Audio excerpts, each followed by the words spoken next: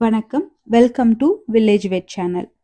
வெள்ளாடு வளர்த்து லாபம் வரலன்னு வருத்தப்படுறீங்களா? இந்த 5 விஷயங்களை மட்டும் சரியா செஞ்சீங்கன்னா உங்க வருமானம் பல மடங்கு அதிகரிக்குங்க. வாங்க அது என்ன ரகசியம்னு பார்க்கலாம். முதலாவதா, நீங்க வெள்ளாடு வளர்க்கணும்னு முடிவு பண்ணிட்டீங்கன்னா நல்ல இனத்தை தேர்வு செய்யணும். உங்க ஊர்ல எந்த ஆடு அதிகமா வளர்க்கப்படுதோ அதே இனத்தை தேர்வு செஞ்சு வளர்த்தீங்கன்னா அது நல்ல லாபத்தை தருங்க. எடுத்துக்காட்டா சேலம், நாமக்கல், தருமபுரி, கிருஷ்ணகிரி மற்றும் ஈரோடு மாவட்டத்தை சேர்ந்தவங்க சேலம் பிளாக் அப்படின்ற இன வெள்ளாடை வாங்கி வளர்ப்பாங்க. அது அதிக லாபம் தரும். ஆடுகளை தேர்வு செய்யும் போது 2 குட்டிகள் போடுற ஆடை தேர்வு செய்யணுங்க. ஒரு வெள்ளாடு 2 வருஷத்துக்கு 3 முறை குட்டி போடும். ஒரு சில ஆடுகள் 3 அல்லது 4 குட்டி கூட போடுங்க. ஆனா அந்த ஆடுகள் போடுற குட்டி ரொம்பவே வீக்காவும் எடை குறைவாவும் இருக்கும். அது மட்டும் இல்லைங்க, தாயோட சீம்பால் எல்லா குட்டிக்கும் சரியா சென்றடையாது. இதனால இறப்பு ஏற்பட கூட வாய்ப்பு அதிகமா இருக்கு. ரெண்டாவதா, தீவனத்துல நம்ம எப்பவுமே சிக்கனம் காட்டவே கூடாதுங்க.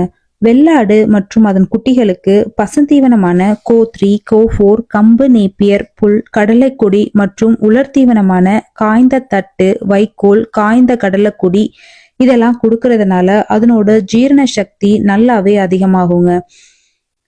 மற்றும் அடர் தீவனமான புண்ணாக்கு, தவிடு, தீவனம் இதெல்லாம் கொடுக்கறதுனால அதுக்கு தேவையான புரதம் அதுக்கு கிடைக்கும். இதன் மூலமா உடல் எடை நல்லாவே அதிகரிக்குங்க.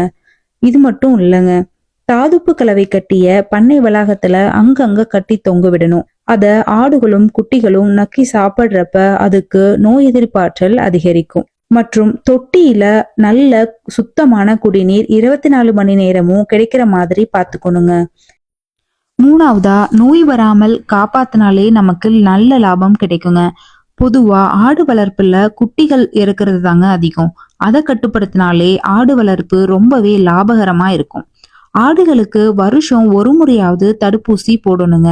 முக்கியமா துள்ளுமாறி நோய், பிபிஆர் நோய், தேவையான இடங்கள்ல ரணஜன்னி அல்லது விரைப்பு நோய்ங்கிற டெட்டனஸ் நோய்க்கான தடுப்பூசி கண்டிப்பா போடணும்.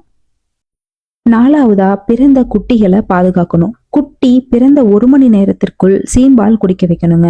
முதல் 2 நாள் சீம்பாலும் அதை தொடர்ந்து 30 நாளுக்கு தாய்ப்பாலும் கண்டிப்பா கொடுக்கணும். அடுத்ததா, குட்டிகளோட தொப்புள் கொடிய கவனமா பராமரிக்கணுங்க.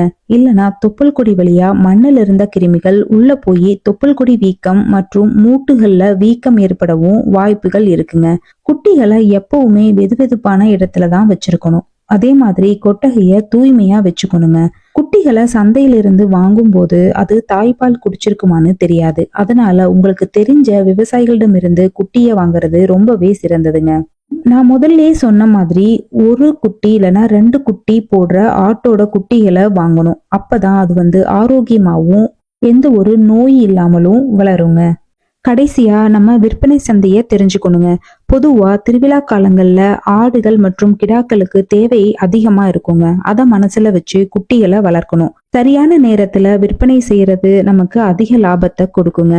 எடுத்துக்காட்டா புரட்டாசி, தை மற்றும் கார்த்திகை மாசத்துல நிறைய பேர் கறி சாப்பிட மாட்டாங்க. அதனால அப்ப நீங்க வித்தீங்கன்னா விலை குறைவாதான் இருக்கும். அதுவே பக்ரீத் மாதிரியான விசேஷ நேரங்கள்ல குட்டிகளை நீங்க விற்பனை செஞ்சீங்கன்னா உங்களுக்கு அதிக லாபம் கிடைக்குங்க. இந்த 5 வழிமுறைகளை நீங்க பின்பற்றினால் வெள்ளாடு வளர்ப்புல நிச்சயமா நீங்க அதிக லாபம் பெறலாம். இந்த தகவல் பயனுள்ளதா இருந்தா வீடியோவை லைக் பண்ணுங்க, நண்பர்களுடன் ஷேர் பண்ணுங்க. மேலும் இது போன்ற உபயோகரமான தகவல்களுக்கு உடனுக்குடன் கிடைக்க எங்கள் சேனலை சப்ஸ்கிரைப் செய்யுங்க. நன்றி, வணக்கம்.